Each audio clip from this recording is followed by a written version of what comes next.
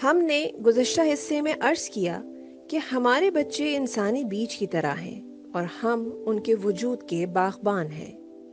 جیسا کہ باغبان پودوں کی رشت و نما پر نظر رکھتا ہے لیکن ان میں کوئی دخل اندازی نہیں کرتا، یعنی وہ پودے کو یہ نہیں کہہ سکتا کہ تمہارے بیج سے آشکار ہونے اور زمین کا سینہ چیر کر باہر نکلنے میں اگر مثال کے طور پر 3 مہینوں کا وقت درکار ہوتا ہے تو میں باغبان اس میں دخل اندازی کروں اور تم 3 مہینوں کے بجائے 1 مہینے میں رشد و نما پاؤ۔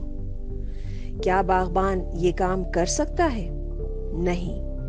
میرے اور آپ کے بچوں کی رشد و نما اور تربیت میں اتفاقات کو ہی پیش آنا چاہیے۔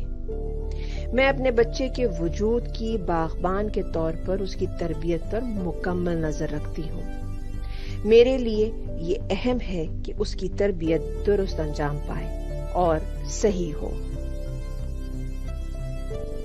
اب جزیات میں ایک موقع پر درخت کو کھاد وغیرہ کی ضرورت ہوتی ہے، ایک موقع پر اس سے آفات کو دور کرنے کی ضرورت ہوتی ہے۔ ان سب کو کون انجام دیتا ہے؟ باغبان۔ لیکن باغبان درخت کی جگہ رشد نہیں کرتا۔ بدقسمتی سے کچھ ماؤں کے ساتھ یہ اتفاق پیش آتا ہے اور شاید ہم سب نے اس کا تجربہ کیا ہے۔ وہ یہ ہے کہ اکثر اوقات بچوں کے بجائے ہم رشد و نما پا رہے ہوتے ہیں۔ میں نے اپنے بچے کی رشد و نما کو روک دیا ہے اور اس کی پرورش کا ایک حصہ اپنے ذمے لے لیا ہے۔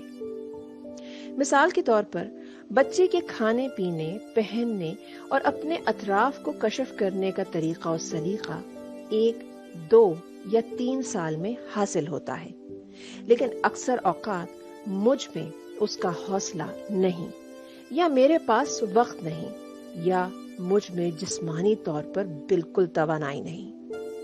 اس وقت کیا ہوتا ہے؟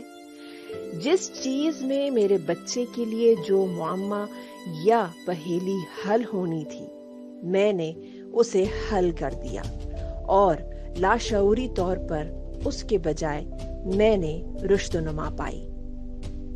اچھا، تو اب ممکن ہے کہ آپ یہ سوال پوچھیں کہ اگر میں رشد و نما پاؤں تو اس میں کیا برا ہوگا؟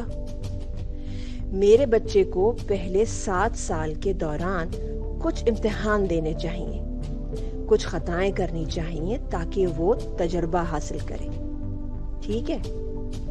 بہت سی چیزوں کو اسے خود کشف کرنا چاہیے اور اسے خود مسئلے کو حل کرنا چاہیے۔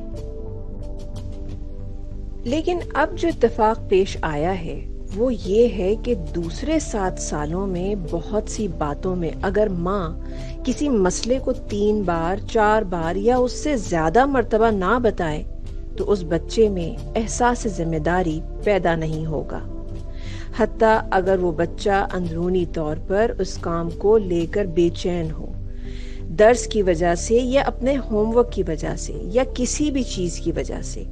اگر ماں رات تک اسے نہ بتائے تو وہ اسے انجام نہیں دے گا۔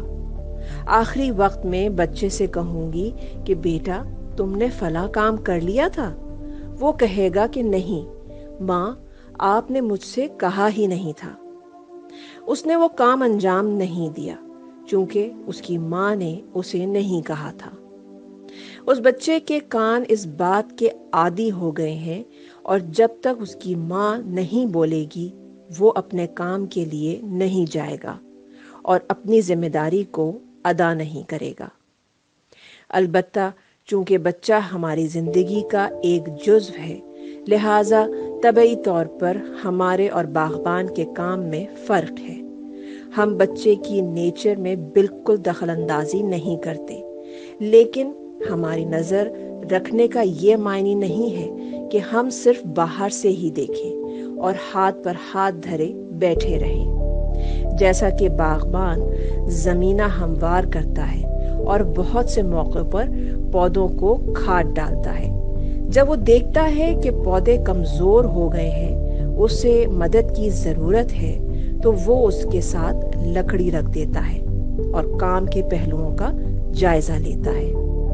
کئی بار میں ایک ماں بھی خود کو اس لکڑی کی جگہ رکھ دیتی ہوں، جو کہ غلط ہے۔ در حقیقت میں خود بچے کا سہارا بن جاتی ہوں۔ ہم ماں کی خصوصیات کے بارے میں بات کریں گے اور یہ کہ ماں کو بچے کی تربیت کو کس طرح دیکھنا چاہیے، لیکن اجمالی طور پر یہ جان لیں کہ ماں ایک مہربان اور مقتدر ہستی ہے جس کے وجود کو وسیع اور محکم ہونا چاہیے، یعنی کہ بچے کے ساتھ اس کی تربیت کے عمل میں بھی اس کے ساتھ بڑھ رہی ہوتی ہوں، اور مجھے بڑھنا بھی چاہیے، رشد کرنا چاہیے، چونکہ میں بھی اس انسانی بیج کی طرح ہوں جو کہ میں نے آپ کی خدمت میں عرض کیا۔